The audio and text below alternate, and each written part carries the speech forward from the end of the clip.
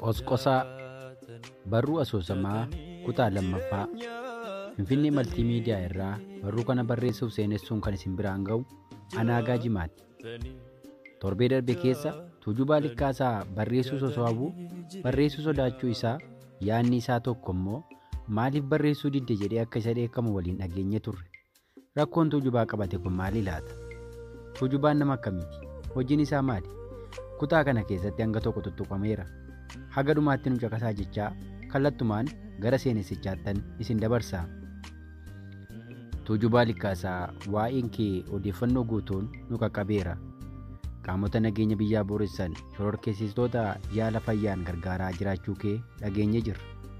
Haalli kun ammoo akka seeraan si gaafachiisu hin beektu ture naan jedhe. Hoogganaa waajjira fayyaa keenyaati. Teessuma isfoonjii gurraacha qabu san kan namni hamma gaanii ga'u irraa hin mul'anne san keessa taa'ee qalama isaa quba harkaa gidduu naannessaa natti dubbata. Boonuun isaa irraa beeksisa.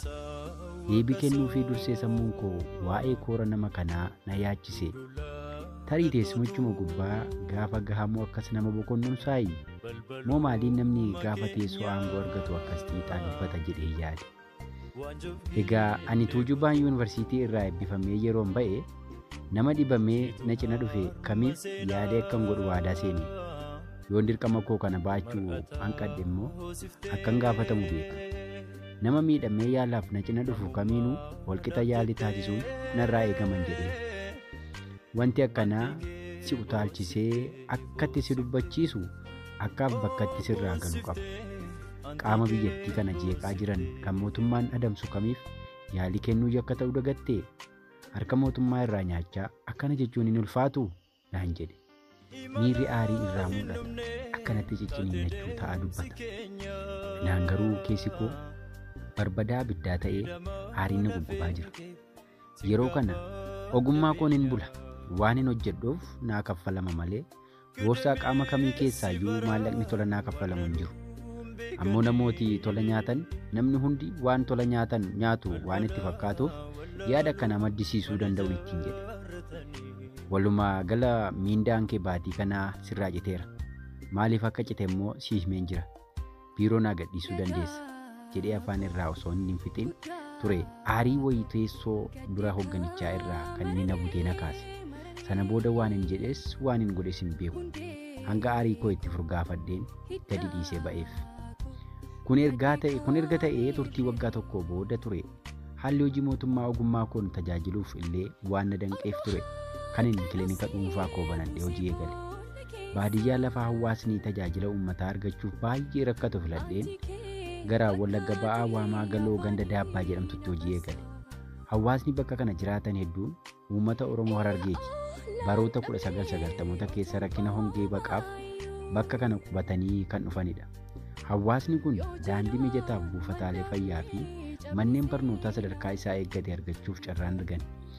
Hawaasa kana waan hin danda'uun tajaajiluuf carraa argachuun gammachuu naa kenne. Amalli hawaasichaa hojii jaallachuun tattaaffii jireenyaa taasisuun isaa immoo daranuu na hawwateen ho'isee hojii koo jalqabe. Qoricha na barbaachisan gara sanatti geejjibsiifadhee turtii yeroo muraasaan booda ture. Wanti na qabate na dhiisuu dide. Milkiin koo ganamaa goomatame itti fufuu hin oolle. Hojii eeyyaman qabne maqaa jedhuun qabeenyi koo saamame. Miila na garuu waan hin obsu hin taane. Ani kun eenyuu lammii biyya kamiiti jedheen of gaafadhe. Horma wayii na taasisan. Miirri halagummaa akkanatti dhaga'amu godhan. Qabeenyi koo an umurii koo guutuu kuufadhe saamamee waajjira mootummaa gale. Haala kanaaniin achiis jiraachuu hin dandeenye. Jireenya koos natti dukkanaa'eera jedheen bahe. Kanatu gara hojii kophee qulqulleessuu magaalaa Finfinneetti na fideen jedheen. Maamilli koo yeroo dheeraa kun kana gaafa narraa dhaga'u himmaan to'achuu hin dandeenye. Hedduu garaan isaa mooga'e. Waan hin keessa tureef itti jiru hunda icciitii koo akka itti firfirsee itti himee ka'ee deebi'ee immoo rifadhe. Namni bineensa ta'uu isoo beektuu maaliif icciitii kee namatti baastaa? Maafan qilleensattis waa'ee koo dubbadhe jedheen keessatti of lole. Dubbadhee ka'een arraba of ciniine. Dubbiin baheen deebi'u waan jiru dubbadheera jedhees of tasgabbeessuu yaale. Of naasiseen ofis jajjabeesse. Baay'ee nama gaddisiisa. Eenyummaa kee kana waliin waan ati jettu kana fuula miidiyaa hawaasaa irratti maxxansuu ani waloo Oromoon jaallatu keessaa tokko Maxxansi koo namoota miliyoonota bira waan gahuuf tarii ulaan jireenyaa sitti waan dukkanaa'e fakkaatu kun achiin saaqachuu malaa naan jedhe. Kun daranuu naasuun isaa dugda na kute. Dubbatee iyyuu hanga inni fixutti giddiin obse. Maaloo waa'uu sitti haafu. Maqaa koo akka feesbuukii irra hin baafne. Barri itti mul'an, barri itti wal'aanamnu hin geenye. Anaan baranna dhokse, baratu na iyyaafata. Tasuma akka maxxansine. Waa'ee ogummaa koo ilmee qabuu beekuu kiyyas nama kamittuu naan himi. Yoo na nyaatte immoo na nyaadhu. Silan sitti himee miti jedhe.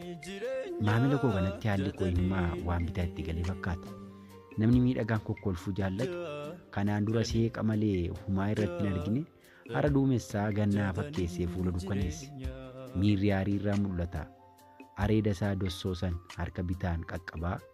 Bilbila hanga isaa hanqa abbaa koo ga'u harka mirgaatti qabatee taa'ee yaada koo hordofaa jira. Yaada koo ibsee ka'een ol jedhee ija keessa ilaale. Yeroo imimmaan maddii isaa irraa kololchuun mil'adhe. Nama naa gadde ta'uu isaaf takkaattiin mirkaneeffachuu yaale. Harka isaa dachaasee maddii haxaatee ati ogummaa fayyaa digirii moo dippiloomaa qabdaa naan jedhe. Digiriin qaba. Yuunivarsiitii Jimmaa irraan narsiingiin waggaa 7 dura eebbifamen jedheen mataa raase. Waan hundaafuu sirraan fagaadhu. Sittin deebi'a naan jedhee na cinaa kute. Tuujubaa Likkaasaa ilma icciitii isaa gabaatti ilma of qabuu hin dandeenye. Biyyi lafaa mandhee yeeyyotaa walgaa waraabeeyyii holqa marrataaf jawwee akka ta'e hin beektuu naan jedhe sammuun kutaa jabaan na guutu. Mee eessa jiraachuuf waa'ee kee lafaaf ta'a?